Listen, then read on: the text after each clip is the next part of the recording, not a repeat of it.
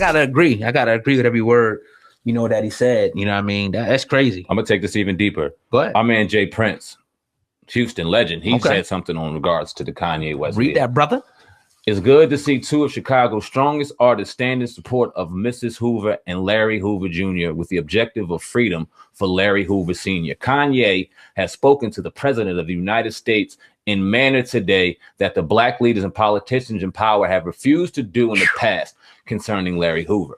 No one understands like the streets do the power and respect that Larry Hoover has, the type of power and respect that could stop the killings that are taking place in Chicago. Structure is important, and he has great organizer where our people are concerned. Today's a great day to start Free Hoover campaign. That's coming from Jay Prince, man. Gangster Disciple. He changed the Gangster Disciple to growth and development. You know what I mean? He started, a clothing line, public programs, all types of things to turn it around. He put action, into that. Now that'll be the next step. Now, I mean, what comes of this? The conversation was held. And now, I mean, once we start, like I said, we got to scrape through the bullshit and really push the objective of what Kanye West was doing so that we can get some real change going on. How much more powerful would it have been if Colin Kaepernick was actually in the building and was able to, speak his mind? That'd have been crazy. Well, you've seen Ebro. I don't know if you've seen Ebro on Hot 97 said, we ain't with that. We ain't with that. Really? We ain't with that. Outspoken. We ain't with that. That ain't happening. We know what's going on. This is going to be for the cameras. This is going to be for this. This is going to be for that. And I said that, and I'll drop this on my Instagram. Shout out to Viral Hip Hop on there. In regards to Kanye West and Colin Kaepernick, he was saying that Kanye West needs to also ask Donald Trump that. Right. Why not talk to E? You said you brought that to Colin Kaepernick. Now you also need to bring that to Ebro. Right. And he brought that to Donald Trump sitting right there in the White House. He said the conversation. He wanted to bring Colin Kaepernick in there and have the conversation. Right. So if anything, Donald Trump listened to that right there in his face. You know what I mean? I would love to hear Colin Kaepernick's response and actual fit, feel, and take on that, as opposed to Ebro or someone else throwing it, because we see where hip hop's going. We see what they're doing. Right. It's obviously, and I don't know why, because I don't feel like they're all under an objective. I'm not going to throw no Illuminati conspiracy out here and think that they're being controlled too to kind of control the rhetoric. But it's interesting. Right. That no one seems to go, yo, why don't we pump our brakes on him real quick and listen to what he has to say? Especially T.I. Like, he surprises me. Yeah, sometimes he definitely does, man. Deep. It's very deep. You Yes, know what sir. I mean? And it could get deeper, and it's going to get deeper. This should be interesting what happens. Like I said, I want to hear Colin's perspective on that. I want to hear what he has to say. Because if he can go in there and invoke some real change or go in there and have some conversation, without the cameras, you know what I mean? We don't need to see it. You know what I mean? And I don't know what it would change, but it would be interesting to see. It'd be groundbreaking, because we all heard Donald Trump's comments on Colin Kaepernick. He called him all kind of shit. He called him anything wild you can name in the book.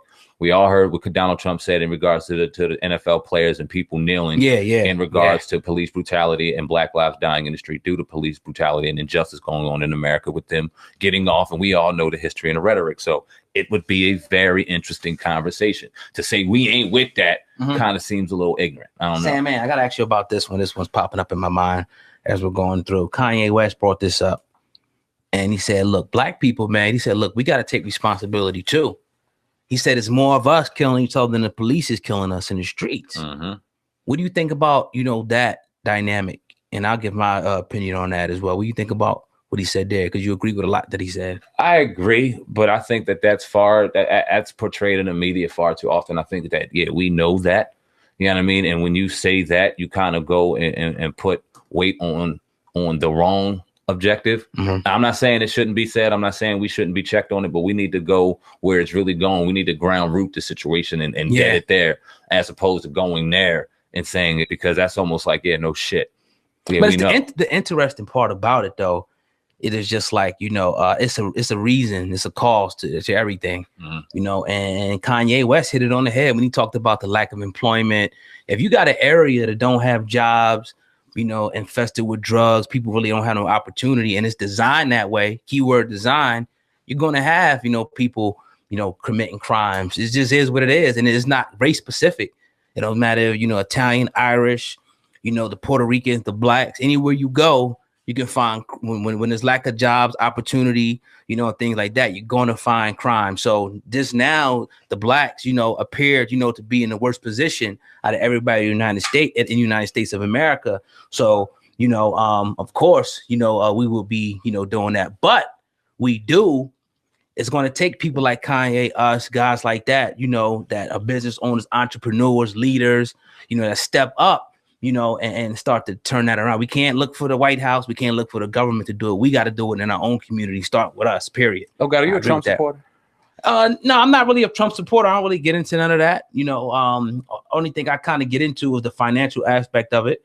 You know what I mean? And that, with things that I hear about different taxes and stuff and things like that. But I don't really get too wrapped up in none of that. Why'd you ask that question? Just call some shit. That's all.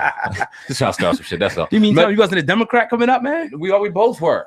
You know what I mean? By force? It was exactly though. Yeah. It's interesting because until we got older and kind of gained to have a perspective on our own and think for ourselves, we were brought up under that notion. We had to praise Jesus and be a Democrat. That had to be done. What's wrong with Jesus? I'm not saying anything. I'm just saying that was put on us. Don't start doing that to me.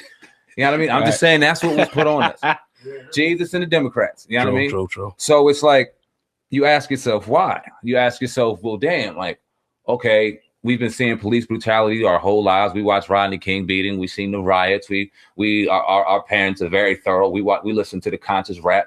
You know what I mean? The public enemies and of the world and the KRS Ones. We listen to all that stuff. So we were very aware of what was going on. We heard the backlash on the Persian Gulf War when black people were saying, "Nah, fuck the war." I was involved. I remember listening to this in my mom's car. You know what I mean? So we were always kind of consciously aware of what was going on.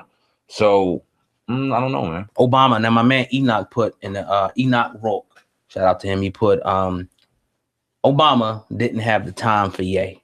What do you think about that statement? Obama didn't have these conversations out in the open. You know, you saw him, you know, hugging up with Jay-Z, hugging up with Jeezy. They made these songs and shit about my president is black, but they never got together and really, you know, from what I know of, addressed any real issues in front of the world like that. What do you think about that? He called Kanye West a jackass for going up there at the MTV Award and doing that to Taylor Swift. God forbid. Yeah, right. And did it to his girl Beyonce. So I don't see what the problem was. I mean, let him do him, but he was a jackass. So there was always a little bit of back and forth between Obama and Kanye West throughout Obama's presidency. So I could see why he didn't have grits and crimpets over at the White House with old brother Obama.